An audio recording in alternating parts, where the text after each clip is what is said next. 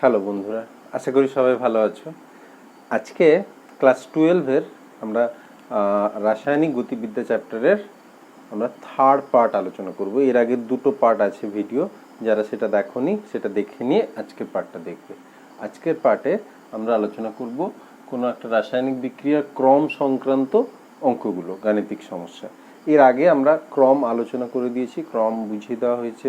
তার আগে তোমার বিক্রিয়ার হার, ধ্রুবকের একক ইত্যাদি ইত্যাদি আলোচনা হয়েছে, সেগুলো আগে দেখে নিতে হবে। আজকে ক্রম সংক্রান্ত অঙ্ক করব আমরা। এই অঙ্কগুলো এইচএস পরীক্ষার জন্য এবং বিভিন্ন কম্পিটিটিভ পরীক্ষার জন্য খুব ইম্পর্টেন্ট। ঠিক আছে, তো একটা অঙ্ক আমি অলরেডি তুলে নিয়েছি এখানে, তো প্রথমে সেটা আলোচনা করব। সহজ অঙ্ক, খালি আমি তোমাদের বলে দেব কিভাবে আমরা লিখে লিখে করলে এইচএসে পুরো নম্বর পাওয়া যাবে।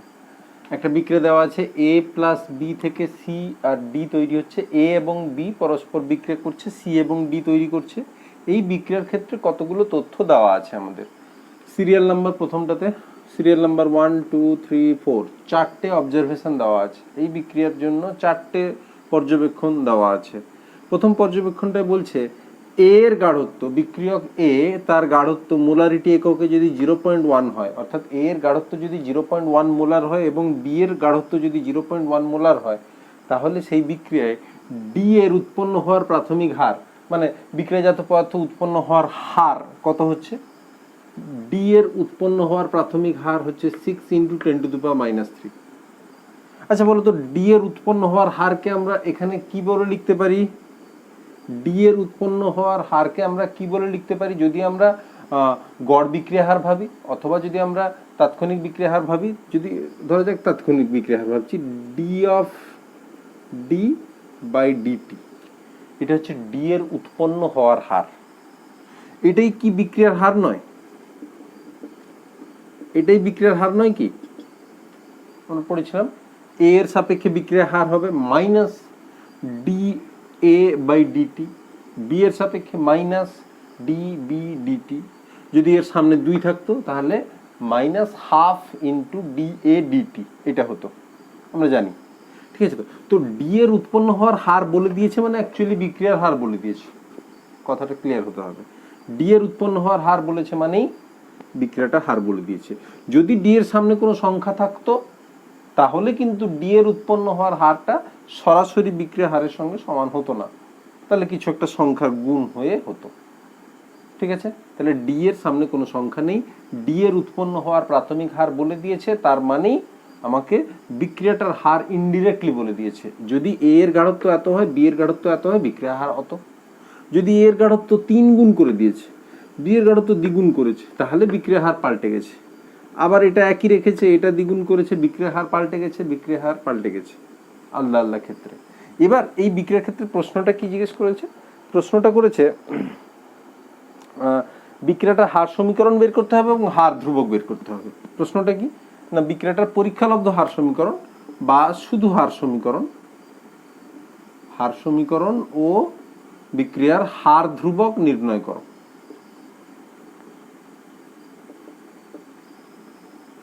ঠিক আছে, তো আমরা এই অঙ্কটা করতে শুরু করব, এটার উত্তর করতে শুরু করব। আমরা ধরে নিব এই ধরনের যে কোনো অঙ্কে আমরা ধরে নিব, মনে করি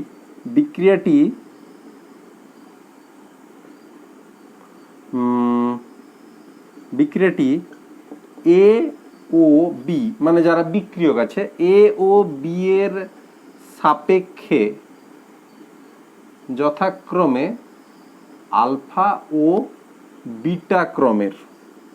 বিক্রিয়াটার ক্রম আমি ভেবে নিচ্ছি, এ এর সাপেক্ষে আলফা, বি এর সাপেক্ষে বিটা, ভাবতেই পারি। ঠিক আছে, তো সুতরাং বিক্রিয়াটির পরীক্ষালব্ধ বিক্রিয়া হার সমীকরণ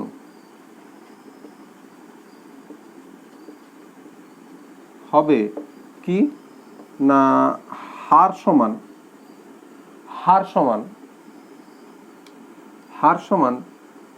কে ইন্টু এ টু দি পাওয়ার, এর সাপেক্ষে হার কত ভেবেছি?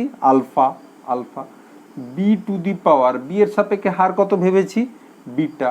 তাহলে beta, A to the power alpha B to the power beta, যেখানে কে সমান হার ধ্রুবক।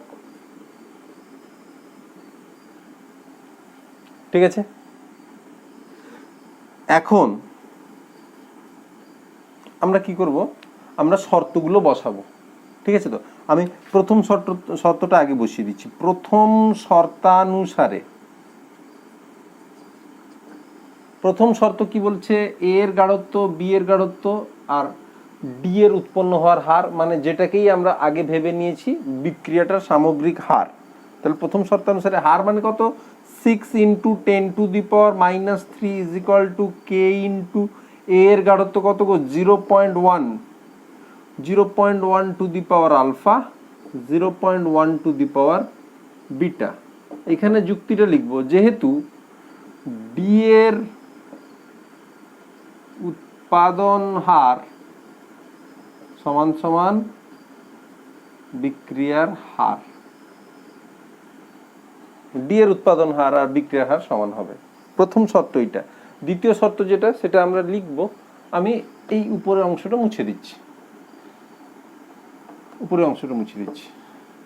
দ্বিতীয় শর্ত কি বলছে, তো প্রথম শর্তটাও আমি ঝটপট এখানে লিখে দিচ্ছি, 6 into 10 to the power -3 equals to K into 0.1 to the power alpha, 0.1 to the power beta.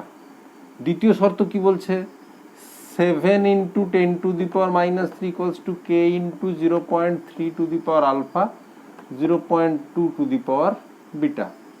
তৃতীয় শর্ত কি বলছে, চতুর্থ শর্ত কি বলছে, 3 নম্বর শর্ত বলছে 2.8 into 10 to the power -2 equals to K into 0.3 to the power alpha, 0.4 to the power beta.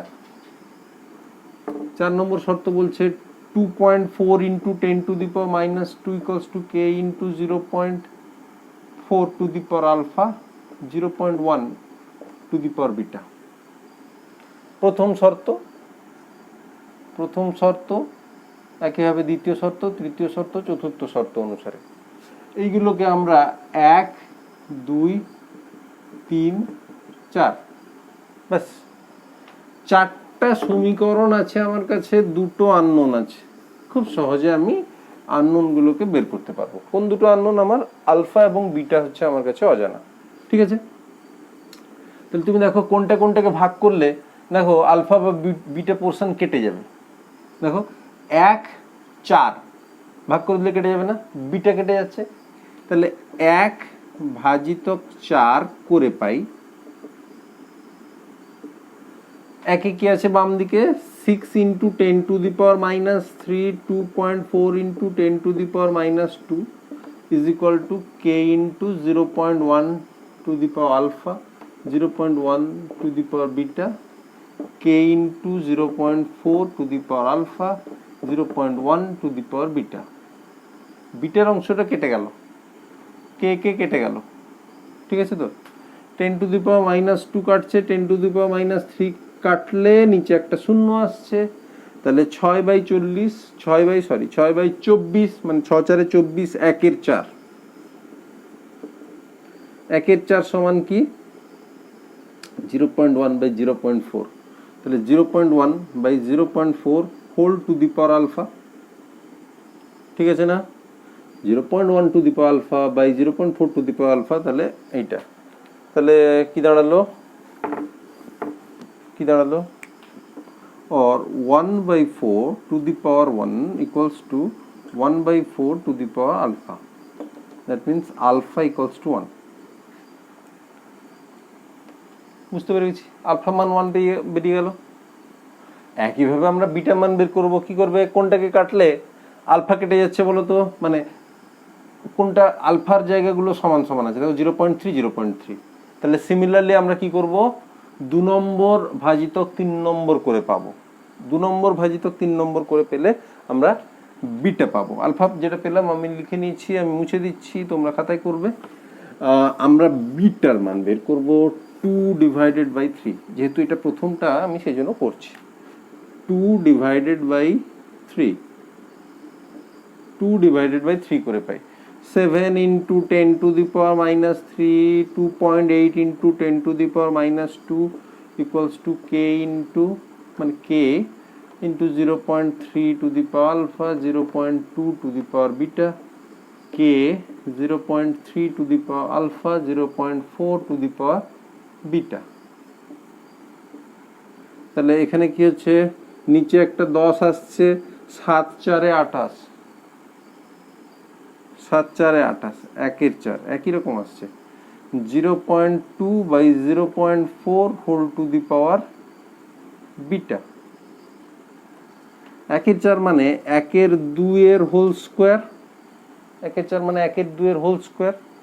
এটা কত আসছে, দশমিক তুলে দাও, 2 2 গুণে 4 মানে 1 2 to the power beta, beta সমান সমান 2 আসছে।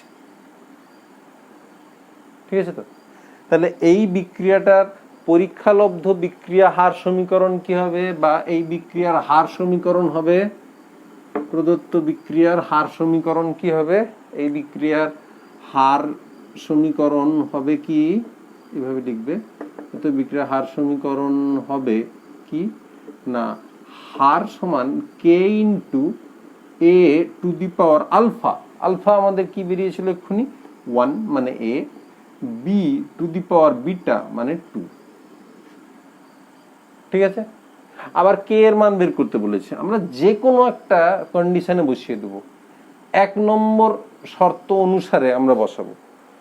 1 নম্বর শর্ত অনুসারে, 1 নং শর্ত অনুসারে, 1 নং শর্ত অনুসারে কি হয়েছে, হার কত, 1 নং শর্ত বলছে হার হচ্ছে 6 into 10 to the power minus 3 equals to K into এর মান, এর গাঢ়ত্ব 0.1 to the power 1, 0.1 to the power 2। তাহলে এখান থেকে কে এর একটা ভ্যালু পাবো আমরা। কে এর যে ভ্যালুটা পাবো তার ইউনিট কি বসাবো, ইন্টারেস্টিং কথা, কে এর যে ভ্যালুটা পেলাম তার এককটা কি বসাবো। আমরা জানি হার ধ্রুবকের একটা নির্দিষ্ট একক নেই, সেটা বিক্রিয়ার ক্রমের উপর নির্ভর করে।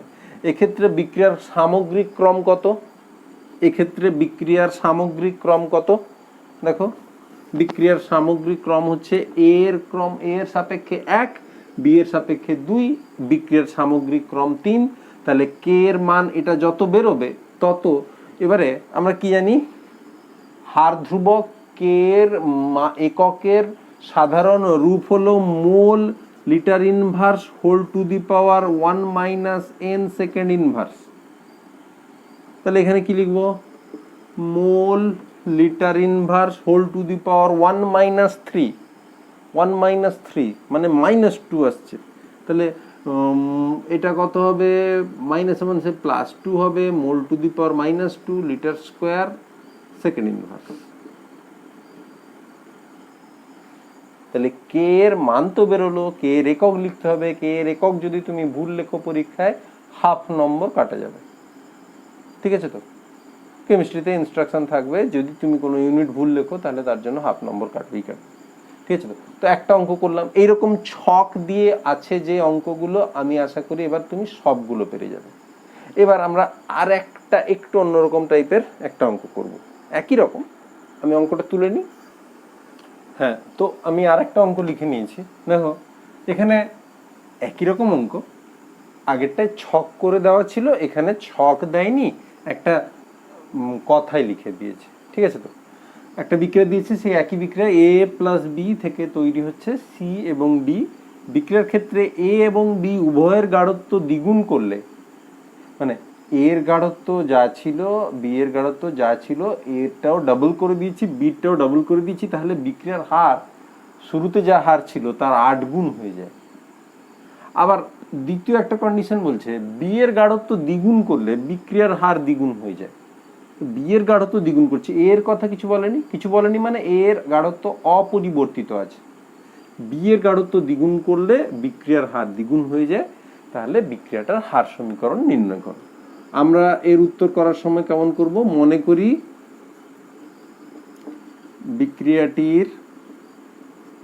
বিক্রিয়াটি এ ও বি এর সাপেক্ষে যথাক্রমে আলফা ও বিটা ক্রমের।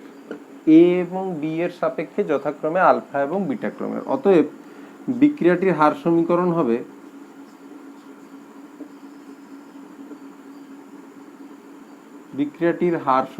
হবে হার, যাকে আমরা রেট অফ দি রিয়াকশন বলি, হার আর ইকুয়ালস টু, আমরা এইখানে ভাবছি হবে হার, যাকে আমরা আর ভাবি, R equals to K into A to the power alpha into B to the power beta. এটা 1 নম্বর সমীকরণ। প্রথম শর্ত কি বলছে? এ এবং বি উভয়ের গাঢ়ত্ব দ্বিগুণ করা হলে বিক্রিয়ার হার 8 গুণ হয়। তাহলে শুরুতে বিক্রিয়ার হার যেটা আমরা ভাবছিলাম আর, সেটা 8 গুণ হবে। 8r equals to K into A এর গাঢ়ত্ব দ্বিগুণ মানে 2a, এ এর গাঢ়ত্ব টু দি পাওয়ার আলফা হবে। এ এর গাঢ়ত্ব শুরুতে আমি ভাবছিলাম এ এর গাঢ়ত্ব দ্বিগুণ হয়েছে মানে 2a হয়েছে। বি এর গাঢ়ত্ব সিমিলারলি 2b হয়েছে। এটা 2 নম্বর সমীকরণ, ঠিক আছে?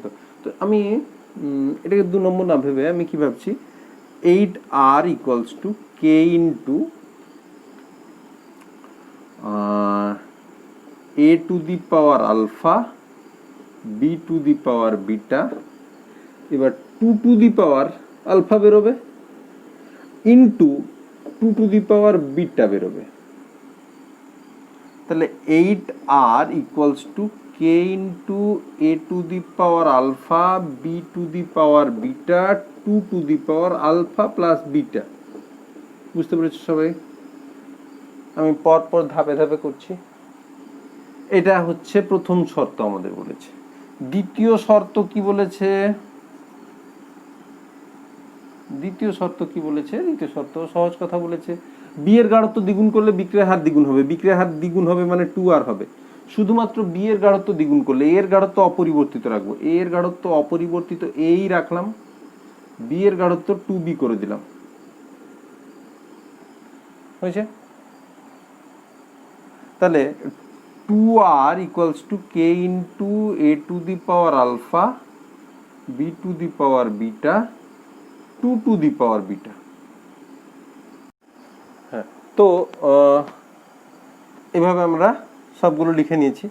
এবার আমাকে 1 2 3 তিনটে সমীকরণ ব্যবহার করে আলফা এবং বিটা মান বের করতে হবে। আমি উপরের অংশটা একটু মুছে দিচ্ছি, উপরের প্রশ্নটা মুছে দিচ্ছি।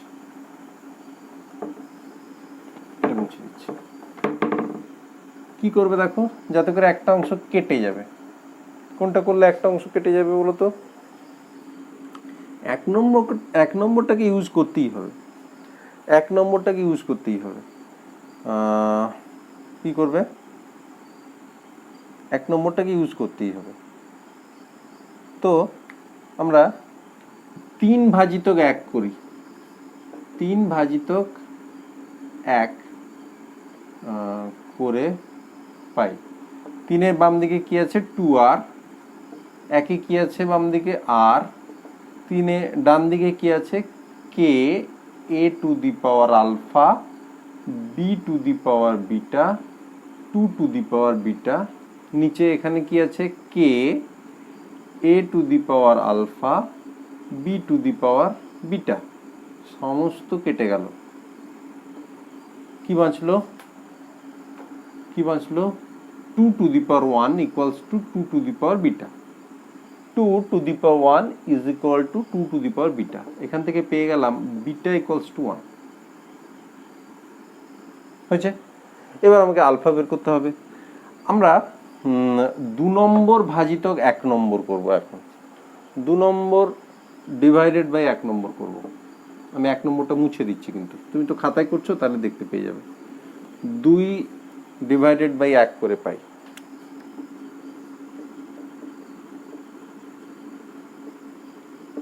দু নম্বরের লাস্টে কি আছে? বাম দিকে কি আছে?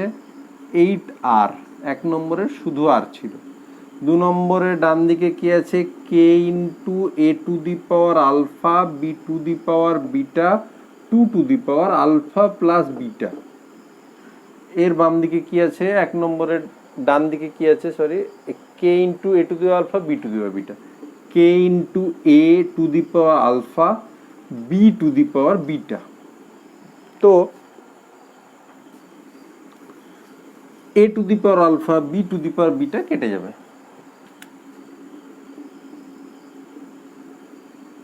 তাহলে 8 equals to 2 to the power alpha plus beta,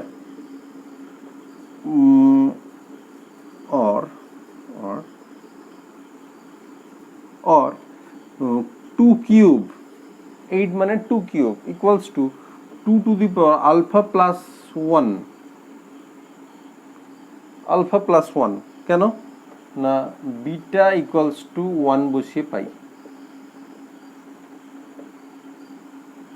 কি পাবো, alpha plus 1 equals to 3, alpha equals to 2, বুঝতে পারলাম। বিটার মান বেরোলো 1, আলফা মান বেরোলো 2, তাহলে এই বিক্রিয়াটার হার সমীকরণ কি হবে, হার সমীকরণ হবে হার সমান K into A to the power alpha, alpha মানে কত 2 মানে A square, B to the power beta, beta মানে কত 1 মানে বি, এটা হয়ে গেল উত্তর। ঠিক আছে, তো বিক্রিয়ার আমরা ক্রম সংক্রান্ত একটা দুটো অঙ্ক করলাম। ঠিক আছে, তো আর একটা অঙ্ক করবো লাস্ট, বিক্রিয়ার ক্রম সংক্রান্ত আর একটা লাস্ট অঙ্ক করব। আর একটা অঙ্ক আমি লিখেছি, দেখো এই অঙ্কটা বইতেও আছে, তোমরা বইটা দেখতে পারো। তো একটা বিক্রিয়া দেওয়া আছে, নাইট্রিক অক্সাইড গ্যাস আর অক্সিজেন গ্যাস পরস্পর বিক্রিয়া করছে, নাইট্রোজেন ডাইঅক্সাইড গ্যাস তৈরি করছে। এই বিক্রিয়াটাতে নাইট্রিক অক্সাইড এবং অক্সিজেনের সাপেক্ষে এই বিক্রিয়াটার ক্রম বলেই দেওয়া আছে 2 আর 1। বলছে যদি বিক্রিয়া পাত্রের আয়তন, বিক্রিয়াটা যে আবদ্ধ, একটা তো গ্যাসীয় বিক্রিয়া, সবগুলো গ্যাস, যে পাত্রের মধ্যে বিক্রিয়াটা ঘটছিল সেই পাত্রের আয়তন যদি শুরুতে যে পাত্রে করছিলাম তার 1/4 অংশ করে দেওয়া হয়, তাহলে বিক্রিয়ার হারের কি কোনো পরিবর্তন হবে? মানে আমি একটা বড় একটা কৌটোর মধ্যে বিক্রিয়াটা করছিলাম, ঠিক আছে, তো বিক্রিয়ার হার যা হচ্ছিল, কৌটোটাকে 1/4 করে দিয়েছি, 4 ভাগের 1 ভাগ করে দিয়েছি, তাহলে বিক্রিয়াটার হার সেই একই হবে নাকি পরিবর্তন কিছু হবে? ঠিক আছে, তো ইন্টারেস্টিং অঙ্ক, আমরা একটু করে দেখি। তো আমরা কি লিখব, বিক্রিয়াটির হার সমীকরণ কি হবে, হার আর সমান হবে K into NO to the power 2 O 2 to the power 1 হয়েছে। এই বিক্রিয়াটার হার হচ্ছে এইটা। ঠিক আছে, তো যেখানে কে হচ্ছে কি, যেখানে কে সমান হার ধ্রুবক যার মান নির্দিষ্ট উষ্ণতায় নির্দিষ্ট, এখানে বিক্রিয়া পাত্রের আয়তন পাল্টানোর কথা বলা আছে কিন্তু উষ্ণতা পাল্টানোর কথা বলা নেই, এটা একটা ভালো পয়েন্ট। ঠিক আছে, তো এটা একটা ভালো পয়েন্ট। এবার দেখো, এবার বিক্রিয়া পাত্রের আয়তন ইত্যাদি আছে, আমরা সেটা ধরে নেব। মনে করি শুরুতে বিক্রিয়া পাত্রের আয়তন ছিল সমান ভি লিটার, আয়তন ছিল ভি লিটার, এবং এনও ও O2 গ্যাসের মোল সংখ্যা যথাক্রমে এ এবং বি মোল ছিল।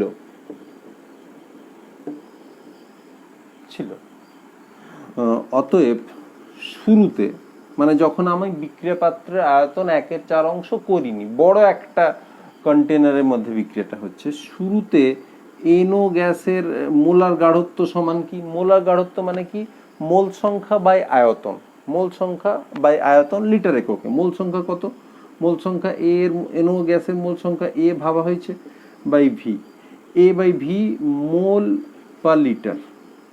আবার শুরুতে অক্সিজেন গ্যাসের মোলার গাঢ়ত্ব কত, শুরুতে অক্সিজেন গ্যাসের মোলার গাঢ়ত্ব কত না B by V mole litre inverse. অতএব শুরুতে বিক্রিয়া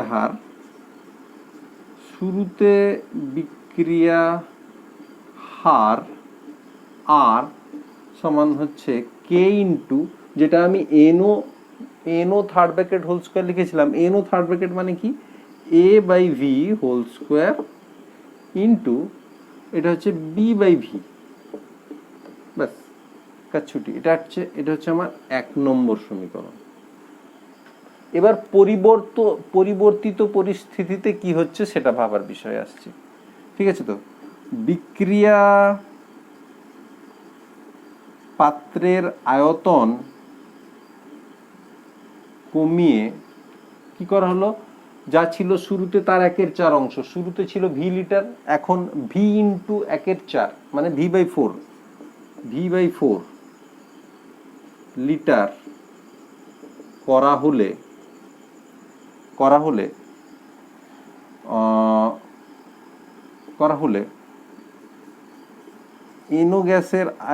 এনো গ্যাসের মোলার গাঢ়ত্ব সেক্ষেত্রে কি হবে? আচ্ছা, মোল সংখ্যা কি পাল্টাবে? আমি পাত্রের আয়তনটা ছোট করে দিয়েছি, মানে উপরে একটা পিস্টন আছে, এটা একটা সিলিন্ডার আছে, এটা একটা সিলিন্ডারের মধ্যে যদি গ্যাসের বিক্রিয়া হচ্ছিল, এটা পিস্টন ছিল, আমি সিলিন্ডারের উপর থেকে পিস্টনটাকে চেপে এর 1/4 করে দিয়েছি আয়তনটা, ব্যাস।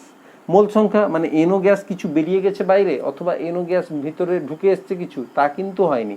এনো গ্যাসের মোল সংখ্যা এ মোল ছিল, এ মোলই রয়েছে, কিন্তু মোলার গাঢ়ত্ব পাল্টে যাবে। কারণ মোলার গাঢ়ত্ব মানে কি আমরা এক্ষুনি আলোচনা করলাম, মোলার গাঢ়ত্ব মানে মোল সংখ্যা বাই আয়তন, এ বাই ভি। এখন কত হবে? A by V by four, A by V by four, আয়তন কত এখন? V by four, A by V by four মানে 4a বাই ভি, এত মোল পার লিটার, বুঝতে পারলে কিনা? 4a by V mole per litre. একইভাবে অক্সিজেন গ্যাসের মোলার গাঢ়ত্ব কত হবে না, মোল সংখ্যা বা আয়তন। মোল সংখ্যা কত? সেই বি ছিল, বি থাকবে, আয়তন কত? ভি বাই ফোর, বি ছিল, বি থাকছে, আয়তন কত? V by four, V by four এখানে লিখলে 4b বাই ভি, এত মোল পার লিটার,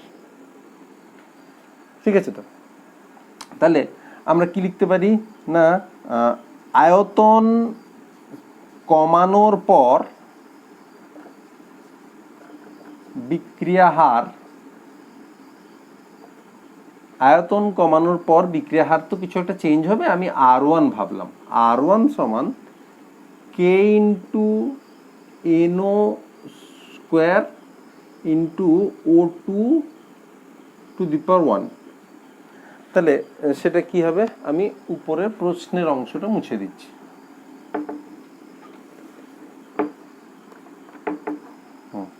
তাহলে R1 equals to K into NO গ্যাসের মোলার গাঢ়ত্ব কত? 4a by V, 4a by V whole square into oxygen গ্যাসের মোলার গাঢ়ত্ব কত? 4b by V, 4b by V হয়েছে।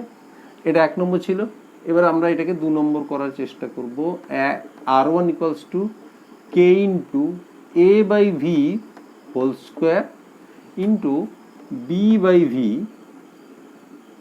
এবারে আমি বাদ রেখেছি কোনগুলোকে? 4 স্কোয়ার ইন্টু 4 মানে 4 কিউব, 4 4 16, 4 64 বাদ রেখেছি। এইটা হয়ে গেল আমাদের 2 নম্বর সমীকরণ, ব্যাস। এবার কাজ হয়ে গেল।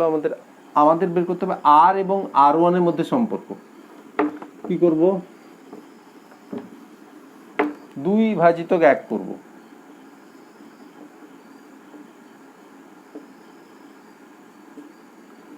R1 by R equals to, দেখো 2 এ কি আছে? K into A by V whole square B by V into 4 cube, K into A by V whole square B by V.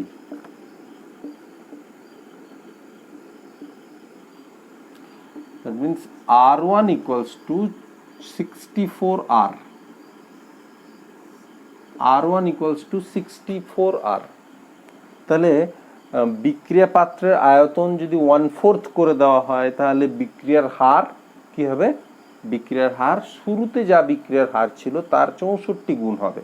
এক্ষেত্রে ইন্টারেস্টিং বিষয় কি, যেহেতু এক্ষেত্রে আমরা বিক্রিয়া পাত্রের আয়তনই কেবলমাত্র পাল্টেছি, আমি উষ্ণতা পাল্টাইনি, তাহলে বিক্রিয়ার হার ধ্রুবকের মান একই থাকবে, হার ধ্রুবকের মান এক ছিল বলে আমরা কাটতে পেরেছি। তাহলে 1 নম্বর সমীকরণে যখন বিক্রিয়া পাত্রের আয়তন বড় ছিল তখন হার ধ্রুবকের মান যাই ছিল, বিক্রিয়া পাত্রের আয়তন ছোট করলেও হার ধ্রুবকের মান সেই একই থাকবে, কারণ হার ধ্রুবকের মান কেবলমাত্র উষ্ণতার উপর নির্ভর করে, উষ্ণতা পাল্টালে তবেই তার মান পাল্টাবে। ঠিক আছে, বিক্রিয়ার ক্রম সংক্রান্ত অঙ্কগুলো আমরা আলোচনা করলাম। তোমরা বইতে যে অঙ্কগুলো করে দেওয়া আছে, যেগুলো করে দেওয়া নেই, ইত্যাদি ইত্যাদি সব রকম অঙ্ক করবে, আশা করি সবগুলো পারবে।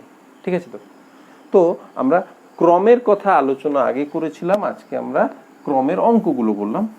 এখানে একটা জিনিস আর বলার আছে, আমি এটা বলে নিই, তারপরে আমরা সমাকলিত বিক্রিয়া হার সমীকরণ পরের ভিডিওতে আলোচনা করব।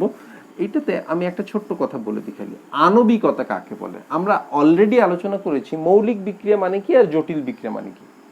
মৌলিক বিক্রিয়া মানে এক ধাপ সম্পন্ন বিক্রিয়া, যে বিক্রিয়া একটা মাত্র ধাপে ঘটে সেই বিক্রিয়াটাকে বলা হবে মৌলিক বিক্রিয়া অথবা এক ধাপ সম্পন্ন বিক্রিয়া। যেমন একটা বিক্রিয়া হচ্ছে NH4NO2, সেইটাকে হিট করলে না, NH4NO2 কে হিট করলে নাইট্রোজেন গ্যাস তৈরি হয় আর জল তরল তৈরি হয়।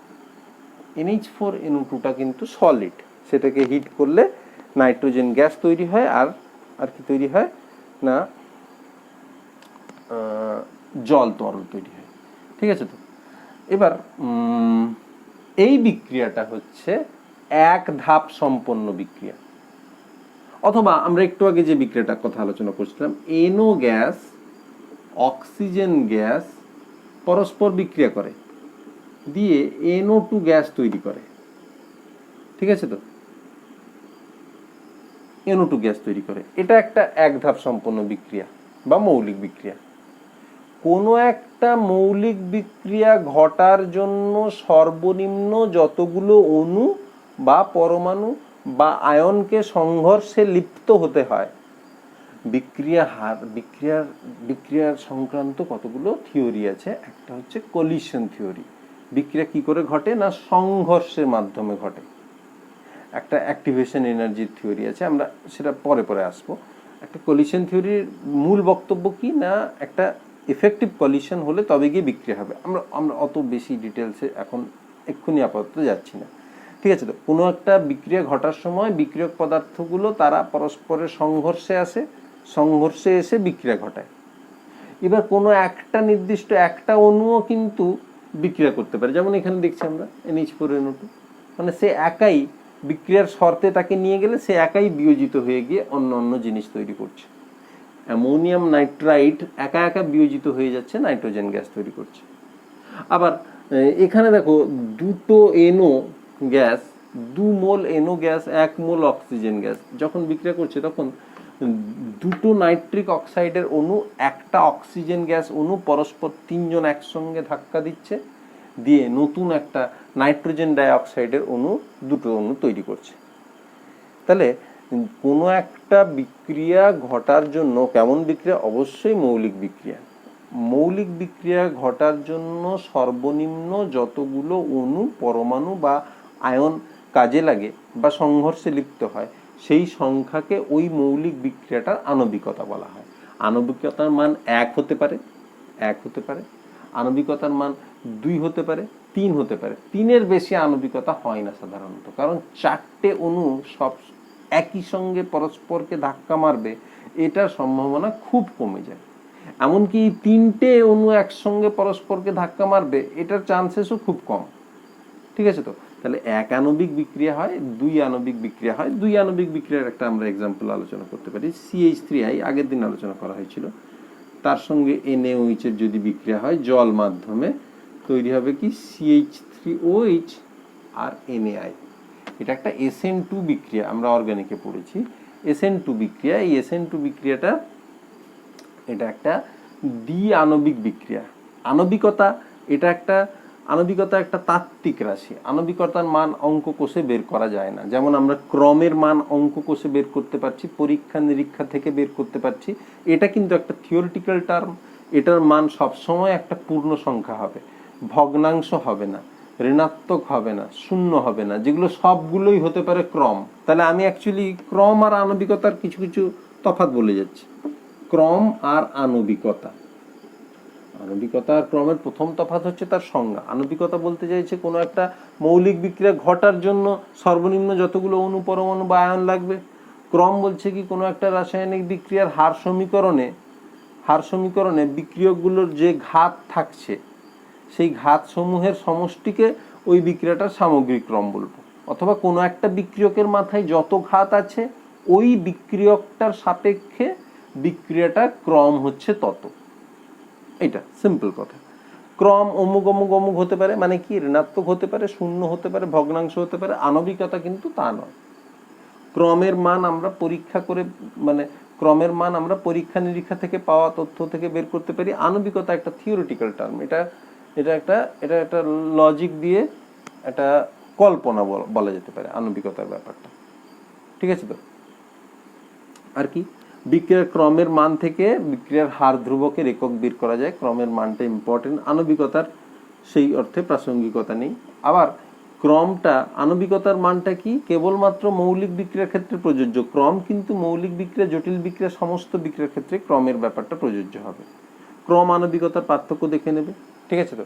আজকে ভিডিওতে আমরা কি কি আলোচনা করলাম? আমরা কোনো রাসায়নিক বিক্রিয়ার ক্রম সংক্রান্ত যে গাণিতিক সমস্যাগুলো আসতে পারে পরীক্ষায়, যে ধরনের প্রশ্ন হয়, বইতে যে ধরনের প্রশ্ন দেওয়া আছে, সবগুলো টাইপ আমরা আলোচনা করেছি। আণবিকতার কথা আলোচনা করলাম। নেক্সট ভিডিওতে আমরা কি আলোচনা করব? নেক্সট ভিডিওতে আমরা একটা বিক্রিয়ার, শূন্যক্রম বিক্রিয়ার, প্রথম ক্রম বিক্রিয়ার, এগুলোর সমাকলিত হার সমীকরণ, অবকলিত হার সমীকরণ প্রতিষ্ঠা করার চেষ্টা করব। ঠিক আছে তো? ভালো থাকবে সবাই, পড়াশোনা করো।